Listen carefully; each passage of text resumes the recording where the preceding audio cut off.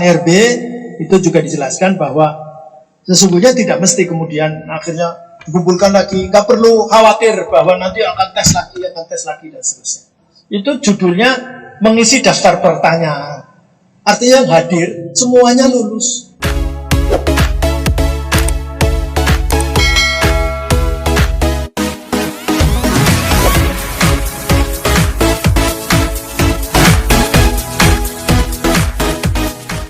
Jadi semuanya, terima kasih dan syukur kepada Allah SWT. Saya tidak punya cita-cita untuk datang ke Kediri, tapi karena ada kegiatan di Malang, kemudian dibelokkan sama Bu Titik ini ke Kediri. Ada teman-teman honorer mau ketemu dengan Bupati katanya. Jadi ini Bupatinya ternyata masih di Jakarta. Mungkin saya meluruskan pertama, mungkin karena disangka saya ketua panja, padahal saya bikin supaya bukan saya ketuanya. Meskipun faktanya yang mimpin saya terus, karena ya ini concern atau mungkin fokus dari dulu. Saya sejak 99 jadi anggota DPR. Saya sebetulnya PNS, Pak. Saya Pak Guru dan saya sudah jadi PNS dan 99 sampai sekarang belum pernah berhenti jadi DPR terus. Mungkin teman-teman disangka saya ketua panja itu karena nongkrongi terus. Dan kalau tidak ada pemimpinnya, ya ketuanya, pemimpin sidang saya terus. Padahal ada ketua panjanya, Ibu Agustina Wilujeng. Sekarang ini supaya gantian. Kemarin sebelumnya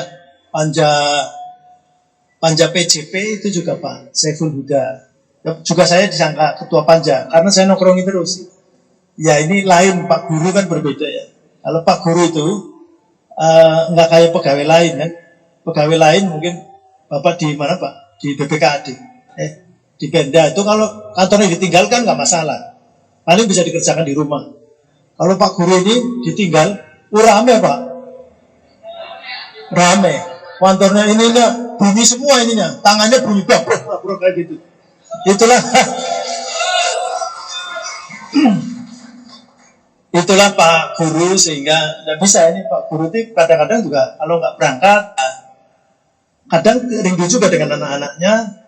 Itu meskipun belum begitu sehat, kadang-kadang memaksakan diri untuk berangkat. Itulah Pak Guru. Jadi karena berhadapannya dengan orang, dengan anak-anak dan seterusnya, makhluk hidup, bukan benda mati yang kertas-kertas seperti di kantor-kantor begitu ya.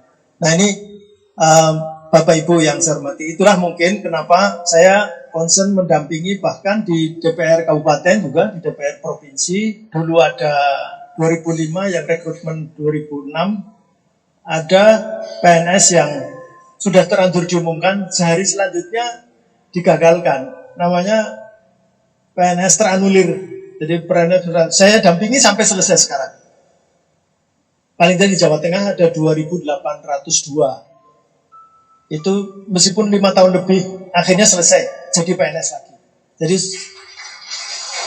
kemudian saya mendampingi honorer K1. Honorer K1. Teorinya semua sudah terselesaikan. K1 itu jadi PNS. Sudah semuanya jadi PNS semua. Meskipun baru kemarin saya dengar di RDP ternyata ada K1 yang belum juga diangkat jadi PNS. K1. Nah, sehingga ini nampaknya perlu didata lagi.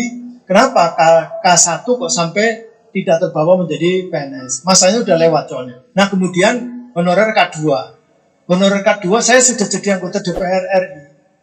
Tetapi itu teman-temannya Bu Nurbaiti itu maksa saya untuk demo orasi di depan DPR. Saya ini anggota parlemen, bukan ekstra parlemen. Kalau di luar kan ekstra parlemen. Pak sebentar saja, akhirnya ya saya begini-begini. PNS, honorer K2 PNS, harga mati. Waduh, harga mati katanya. Sehingga saya beban juga, karena K2 itu PNS harga mati. Ya saya bawa ke rapat gabungan. Ini sudah mendekati pemilu karena 2018 ya, 2018. Tetapi ternyata rapatnya tertutup, rapat gabungan tertutup. honorer K2 tidak boleh masuk, meskipun di balkon juga tidak masuk. Dan ternyata di situ kelihatan bahwa memang pemerintahan tentu sesuai dengan kondisi global juga, dan kondisi keuangan negara tidak memungkinkan untuk mengangkat mereka jadi PNS semua. Muncullah skema 3 itu. 3 skema, yaitu CPNS, kemudian P3K, kemudian honorer dengan digaji atau dibayar sesuai dengan UMK atau UMR. Begitu kira-kira. Itu 3 skema. Tapi tertutup. Nah, akhirnya kemudian rame-rame mau menjalankan Undang-Undang 5 2014 tentang ASN, dan akhirnya ASN itu ternyata ada 2 jenis. Satunya PNS, satu jenis yang belum jelas, namanya P3K. Ini yang masih kemudian meragukan, meskipun berkali-kali kita RDP dan dikatakan bahwa ini lebih bagus, bahkan skema ini lebih bagus daripada CPNS, begitu kira-kira. Lebih bagusnya apa? Belum terbukti kan? Nah, apakah kemudian nanti harus tes lagi segala macam? Kemarin juga sudah dijawab, tidak harus tes lagi. Jadi, karena ada juga daerah-daerah yang menerbitkan SK ternyata di daerah. Dan daerah ada yang menerbitkan cuma 1 tahun. Ada yang menerbitkan 5 tahun. Nah, 1 tahun bagaimana, kan lebih goncang lagi. Ini lebih tidak jelas lagi nih. Sehingga nggak tahu, mudah-mudahan sih nanti mengikuti yang lain menjadi 5 tahun, tetapi kemudian oleh BKN, kemudian oleh Kementerian Pan-RB, itu juga dijelaskan bahwa sesungguhnya tidak mesti kemudian akhirnya dikumpulkan lagi. Nggak perlu khawatir bahwa nanti akan tes lagi, dan seterusnya. Cuma memang tadi disampaikan oleh Bu Nurbaiti bahwa sekarang ada kendala Undang-Undang ASN itu. Karena Undang-Undang ASN itu, maka kemudian ada tes. Saya kira tidak usah terlalu banyak dijadikan momok tes itu, karena dulu itu kan juga saya mendampingi tes tahun 2005 yang dilaksanakan 2006. Itu judulnya mengisi daftar pertanyaan. Artinya yang hadir semuanya lulus. Aplaus kita. Semoga dengan adanya usulan ini akan semakin memperpanjang silaturahmi dan juga untuk pengangkatan guru serta tenaga administrasi menjadi ASN. Amin. Amin ya rabbal alamin.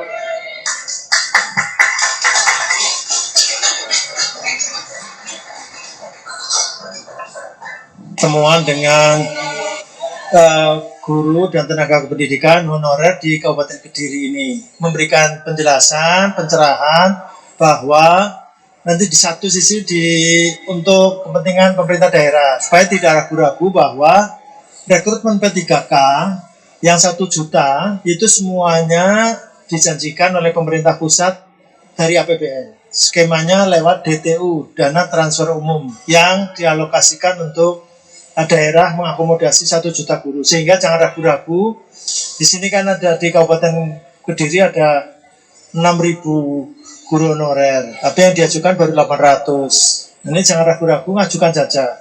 Andaikan kemudian ternyata dana transfer umum itu tidak terlalu banyak tambahannya, bisa berkomunikasi. Pas Komisi 10 bisa memfasilitasi untuk berkomunikasi dengan Kementerian Keuangan, Kementerian Pan-RB, dan Kemendagri, supaya mereka tidak salah. Itu satu pada pemerintah. Kemudian yang kedua pada guru honorer juga. Mereka juga saya kira ini harus bersama-sama. Jangan kemudian guru honorer itu misalnya K2 dengan non kategori, satu dengan yang lain tidak akur, nggak bisa begitu. Karena mereka kan ada di instansi yang sama, yaitu sekolah negeri. Sekolah negeri, hanya guru honorer K2 itu mestinya memang secara prioritas diselesaikan lebih dulu. Karena ini kan PR zaman tahun sebelumnya, periode sebelumnya. K1 sudah selesai, ini tinggal K2. K2 itu juga secara nasional, yaitu saya tadi sudah menjelaskan 157.000 guru, 6.000 sudah diterima PNS, kemudian 34.000 sudah diterima P3K, tinggal sisanya sekitar 114 atau 115.000. Itu nanti bersama-sama ini. Kalau kemudian ada kejelasan dan banyak berdoa, saya kira nanti akan terselesaikan semuanya. Kalau kita bicara tentang kira-kira dari komisi untuk mendorong yang K2 ini jadi prioritas? Kalau ini kita nggak yakin kalau 2021 selesai semua, tapi 2022 saya kira nggak boleh ditawar lah 2022. Kemudian yang tenaga pendidikan, mohon maaf, memang mereka maksudnya pemerintah pusat ternyata tidak mengalokasikan formasi 2021. Kita sedang mendesak 2022 tenaga kependidikan juga diakomodasi. Iya, itu ya.